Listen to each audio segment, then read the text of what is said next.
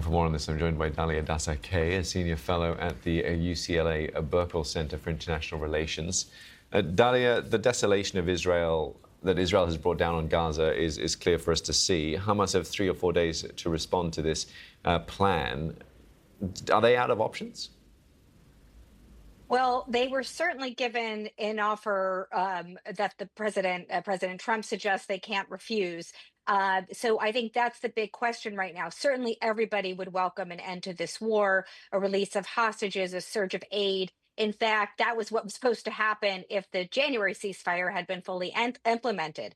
But I think the worry is, there are a lot of short-term and long-term obstacles that remain, just as we saw with the last ceasefire. And the most immediate question is how Hamas will respond. And given that it doesn't seem that this deal is giving them as much as previous ones, as your report just indicated, it looks like Israeli troops would remain in significant parts of the territory. The withdrawal aspects are quite ambiguous.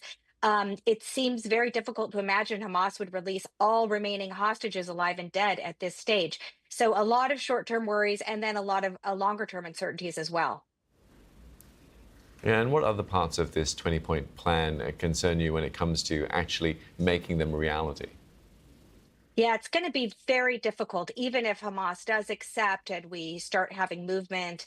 I think some of the biggest problems are the murkiness on who governs Gaza.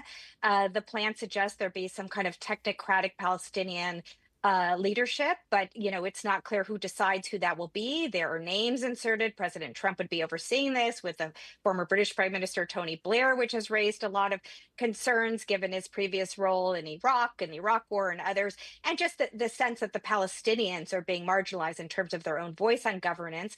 It's very clear nobody wants Hamas to return. They are out of the picture, but it's really unclear what replaces them. So that's a big sticking point. And I think the other one that's a really tough issue is security. And there is this idea of an international security force. Arab plans have also suggested there would be some kind of force on the ground in a post-Hamas Gaza to transition and demilitarize. But the question is, who enforces the demilitarization?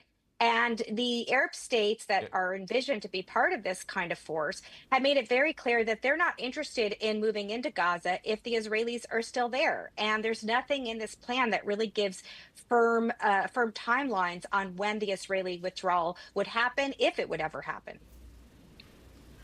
Yeah, lots of questions still remain, certainly. Is it encouraging, though, that there are so many regional players beyond Israel and the US engaged and involved in this plan, though?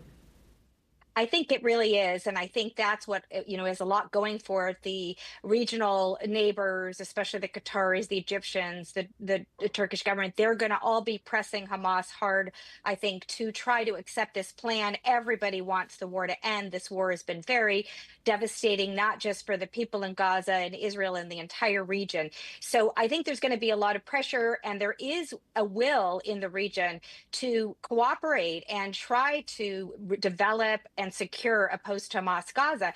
But you are going to need to see the Israeli government giving here. And right now, Benjamin Netanyahu, the statements he's made since the appearance with Trump yesterday are not particularly encouraging. He's suggesting that the Israelis would not be required to completely leave the territory, and is suggesting that he continues to be opposed to a Palestinian state. And the entire neighborhood, certainly the Arab neighbors, are emphatic that they want to see a pathway to a Palestinian state. This is, in fact, a very big piece of the recent Saudi and French proposal that was presented over the summer.